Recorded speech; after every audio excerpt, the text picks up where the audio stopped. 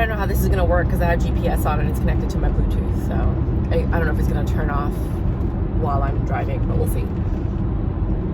So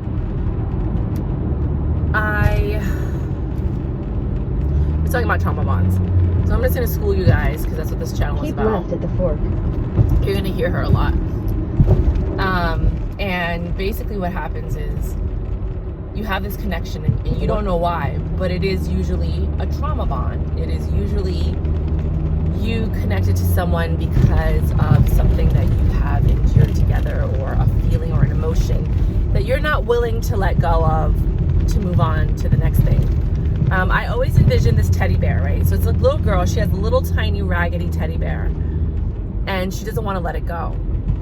But then somebody has this huge teddy bear that's bigger than her dad, and he wants to give it to her, but she has to let go of the little one to get the big one, you know? And for a kid, that's a big deal, you know? And for some of us, right away, we're like, but I don't want a big new teddy bear. I want my old teddy bear. I want what I know. And that is the bond. You want what you know. You want what you're comfortable with. You're not ready for the new, and you're not ready for the growth, and you're not ready for whatever is gonna come with it. And that's fine. You know, everybody grows and they get to the next level depending on, you know, what they are ready for and what they're mentally able and capable of. There's nothing wrong with it. Some people take longer to heal, some people take longer to grow, some people take longer, you know, to get out of their cocoon, and some people never do. You see those videos about like the hoarders and the agoraphobic people, and they're stuck in trauma. And that is a big problem for most people. But, you know, some people are better at dealing with the trauma. They found ways to move forward, and they found healthy outlets. And that's what I thought this guy had. That's why I was like, oh, you know, he's ex-cop, ex-marine, or military, but he does martial arts, and that'll keep you zen and focused and mindful and on a whole different path. So I was like, okay, I'll give him a shot. But I do feel that there were some patterns of behavior that were developed throughout the course of his life that have not been alleviated or attended to or changed. 1,000 feet. Take exit 34 for Meeker Avenue, Okay. toward Morgan Avenue. And I believe that now that he's a civilian, you know, he's not tied to those two entities. It's very hard for him to break those patterns of behavior that helped him cope to deal with the fact that he had to do what he had to do overseas, or he had to do things that he had to do as a police officer that he may have felt were not fair. And to deal with those things, he probably used sex as an outlet. Now, we have amazing sex, like amazing, like he will orgasm for 4 minutes. Like guys don't do that. Guys will come and that's it. Like he will come and orgasm and still be able to go again. Like I'm a magician, okay? Like one thing I'm gonna say, I have a school, it's called the Intimacy School, and I'm a teacher for a reason, because I know what I'm doing and I know how to teach people to do what I do. But it's not only sex, it's the intimacy. It's the building of that emotional connection to the point where you can't even fathom how you're feeling, and you're just so overwhelmed with joy that it just keeps pouring out. You know, it's that reciprocation of energy between two souls that are on the same exact page. And getting there, you know, keep left, right? He didn't say turn left. So, yeah, I mean, Looking left onto Apollo Street, Vandervoort Avenue. Oh, I think it's this one. Oh, go ahead, that's a cop. Fuck a Lamborghini, got a cop. It's the other way around. Okay. So, with that said,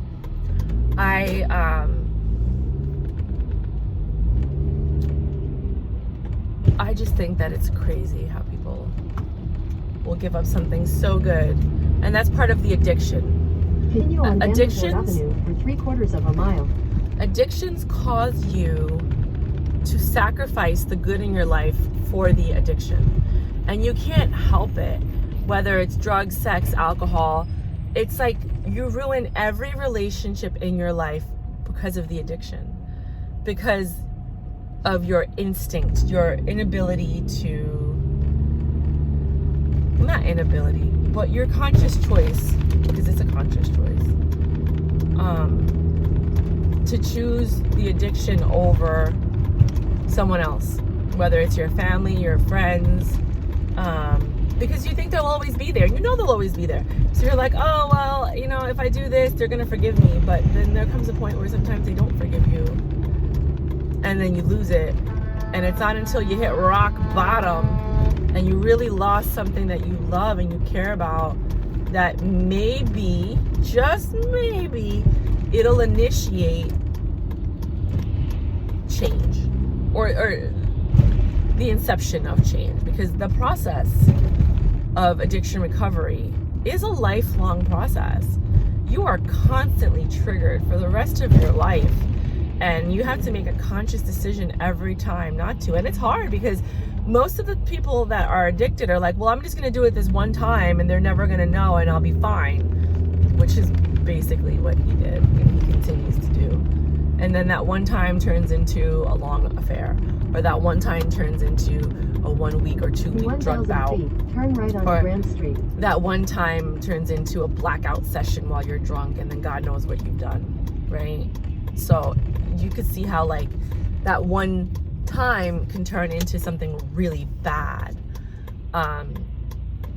So addicts are always fighting to not have that one time, even though they do relapse every now and then. Not all of them, but you know, a lot of them, majority. And I know this because I worked with an addictions therapist. If anybody ever needs an addictions therapist, he wants the best of the best.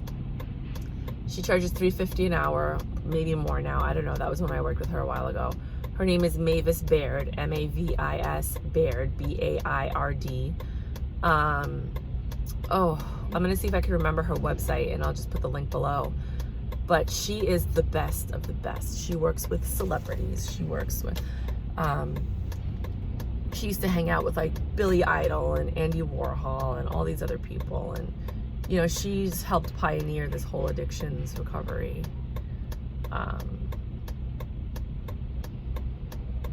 genre when it first started. Not now, but like when it first started, she was one of like the forefathers kind of thing. Like she helped a lot. So I learned a lot from her. Not everything I'm saying she taught me. Like I've done a lot of research. I take a lot of right onto Grand Street. Classes. There was a video I posted a while ago about the first time I broke up with my boyfriend, and I was watching classes on PTSD and stuff like that. And you guys learned that, but I took that video off because we got back together and I didn't think it was fair to keep that up. But we're not together anymore. So,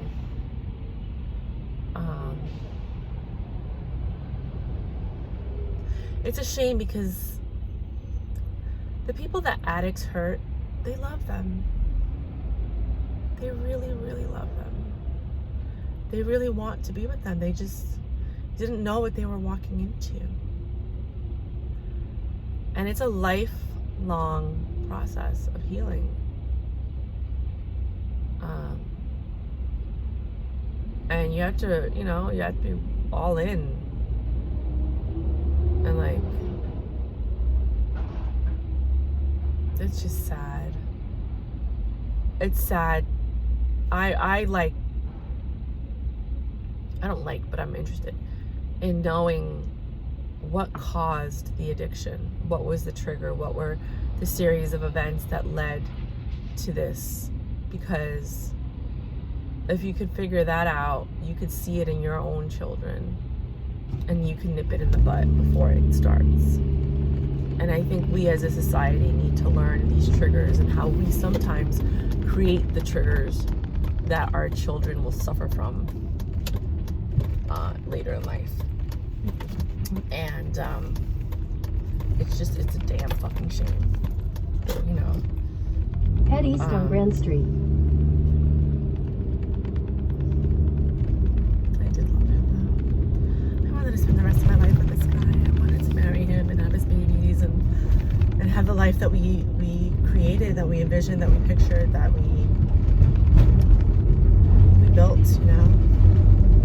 But there's a reason God kept Turn right pulling us onto Barrett apart. Avenue.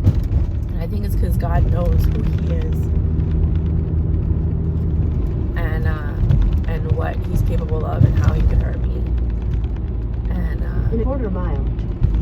Head east on Metropolitan Avenue towards Stewart Avenue, then turn right onto Stewart Avenue. oh shoot.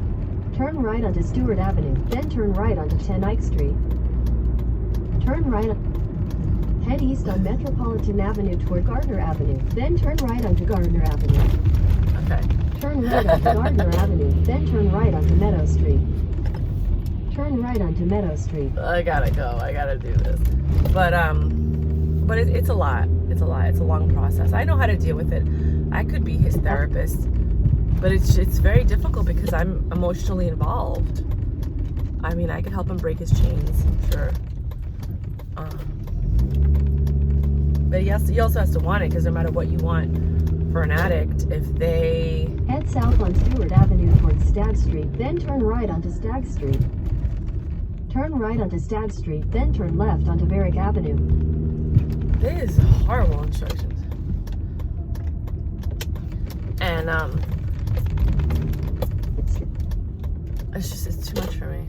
Turn right onto Skulls Street, then turn left onto Varick Avenue. You should never really try to fix Turn somebody left onto Varick Avenue. that doesn't want to get fixed, first of all. Like, doesn't even acknowledge what they're going through. And the reason I say that I know that he's addicted is the example that I told you before, where in February he was talking to 4 to 6 women and he made them all believe that he loved them and he was going to take care of them and provide for them and he was going to be there and that they were going to have a family and that they were going to have a future together and that he was going to marry them and that he was going to live with them and he was going to go to be with them. Now, I don't know if he did that to all of them because he was just ready for love and he just wanted to settle down and he was just throwing it all out there to see who bit. But I bit.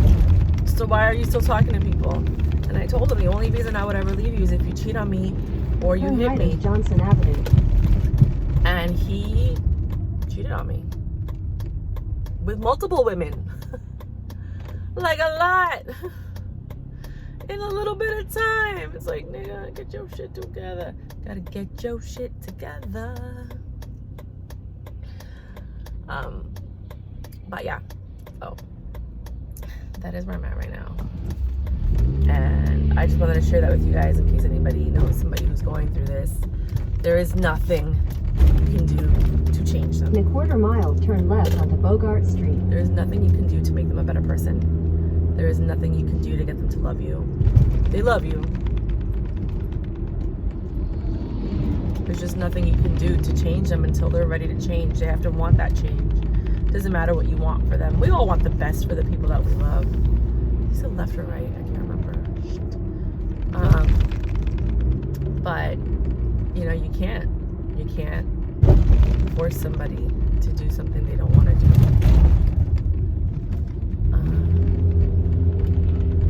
And that's what he said to me once. He's like, you're trying to get me to do something I don't want to do. Like a 5-year-old. He sounded like a 5-year-old. Turn left onto Bogart Street. And I'm like, I'm not trying to get you to do anything you don't want to do. I'm removing myself from the situation because I know you don't want to do it. And I don't want to be in this situation. So I'm leaving.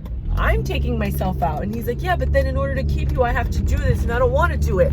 So then don't do it. Turn right onto Moore Street. Don't do it. Nobody's asking you to do anything. I'm leaving so that you don't have to do anything you don't want to do. I don't want to lose you. Well, I don't know what to tell you. I think you got involved with the wrong girl because we don't want the same things. I want to be with one person for the rest of my life, and you want to be with multiple people for the rest of your lives, and you want to fuck multiple people. You want to be in an open relationship. I don't want to be in an open relationship. This isn't going to... Turn right onto Moore Street. So I've had to move on. We don't want the same things. You know, and the only way that a relationship lasts and works is if you're both on the same page and you have the same goal, In when you have the 800 same feet, goal, your destination will be on the right. when you have the same goal, you both move towards the same direction together, regardless of other outlying outside influences, anything, because you're both on the same page.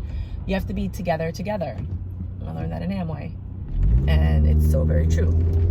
And we're not together. We were together. I don't know what Your happened. destination is on the right. I really don't know what happened. Oh yeah, the sex addict, the addiction, the fact that he only wants to be with multiple people. Like, that's what happened. I don't know what happened. Yeah, you do. You know exactly what happened, lady. But now I'm at the place that I needed to be at. So I'm going to go now. and and I will talk to you guys later. I hope this reached whoever it was meant to reach. If you judge me, I don't give a shit, because I don't know you and I don't care. But I just know that there's people out there who are dealing with addicts. It's not an easy process. It's not impossible. It's just, in my opinion, it's just not worth it, but everybody's different.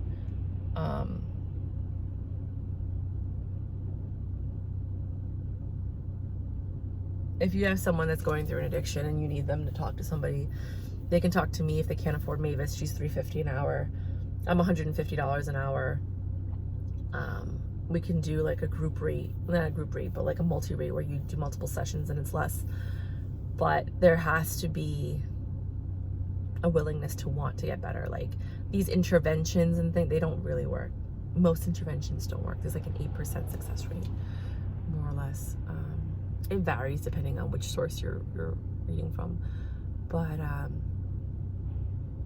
they have to want to heal. They have to want to get better. They have to want to talk to somebody. Okay, bye.